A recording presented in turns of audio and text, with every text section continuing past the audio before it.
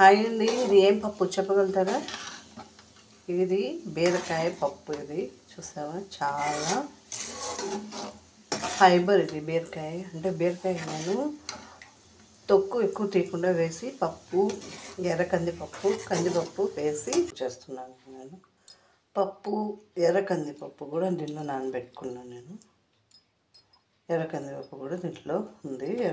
కందిపప్పు ఒక పావు కప్పు వేసుకున్నాను. నేను కందిపప్పు వేసుకున్నాను. కావాలంటే 2 ఈక్వల్ కూడా వేసుకోవచ్చు.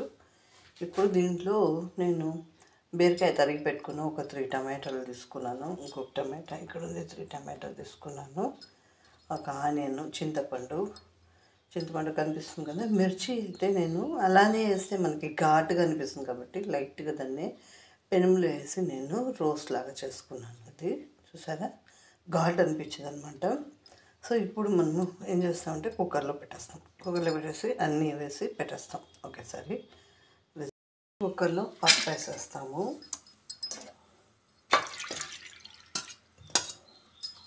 వాటర్ వేసేస్తాము.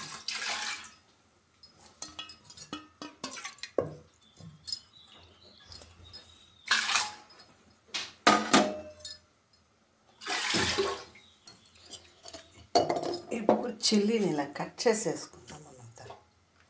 చిల్లీ చూసారు కదా, ఇలా ఈ చిల్లీ బాగా వేయించుకున్నాం కదా. ఇది ఘాట్ అనేది ఉండదు అనమాట. అలా వేయించుకుంటే మీరు కూడా ఒకసారి ట్రై చేసి చూడండి. ఇది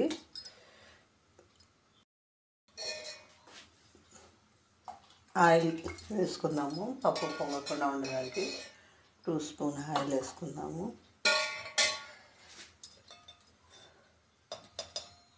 పసుపు 1/2 స్పూన్ వేసుకున్నాము.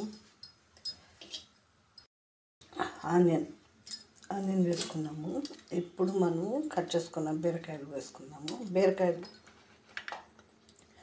నేను పీళ్ళు ఎక్కువగా తీయలేదు, కనిపిస్తుంది కదా. 1/2 కేజీ బీరకాయ అన్నమాట.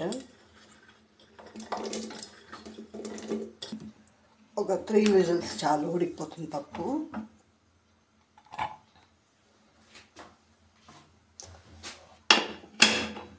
మళ్ళీ చేసుకో. బీరకాయ పప్పు చూసారా, ఇంత చక్కగా ఉడికిపోయింది. బీరకాయ పప్పు, టమాటాలన్నీ ఇప్పుడు దాన్ని ఎనుపుకున్నాము.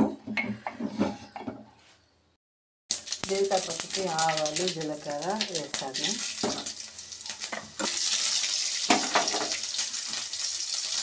కరివేపాకు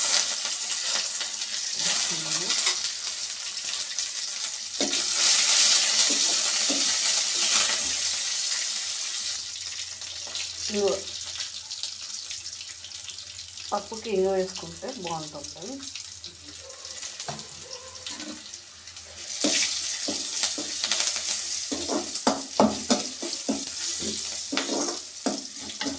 మా పప్పు దీంట్లో వెనుక్కున్న పప్పు, బీరకాయ పప్పు వేస్తాం.